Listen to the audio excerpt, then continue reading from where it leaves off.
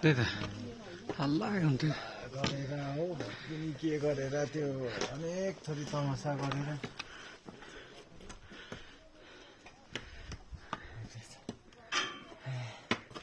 पुग्यो है अब चाहिँ पुग्यो। अब चाहिँ बल्ल बल्ल राति हिँडेको बिहान भयो। सँगै उज्यालो हो कि टस बालेर हिँडेको है हजुर मलाई भाइ एक घुमाइदिने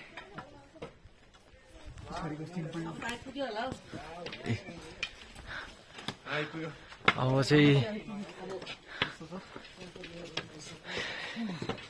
डेस्टिनेसन यो लट्टीले नि धेरै हेल्प गर्दो रहेछ नि त मेन कुरो।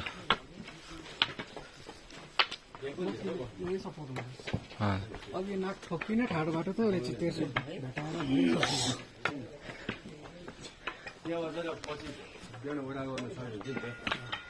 अब घन्टी बजेको पनि सुनिँदैछ एकछिन पज गरेर यता माउन्ट एभरेस्ट भयो यहाँबाट अब यता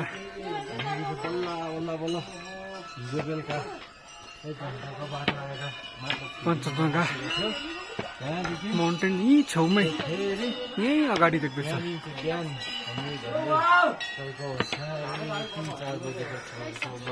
यसकै लागि चाहिँ हामी यत्रो टाढो बाटो आइपुगेको मन्दिरको दर्शन माताको दर्शन र यो हिमालको सुन्दर दृश्य देख्न पाइरहेको छौँ।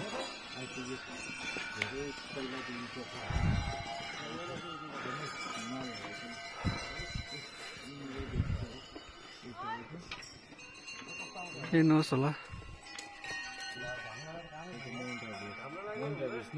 यता त कञ्चनजङ्घा होला कञ्चनजङ्घा साइड एभरेस्ट चाहिँ यता हो यो चाहिँ एभरेस्ट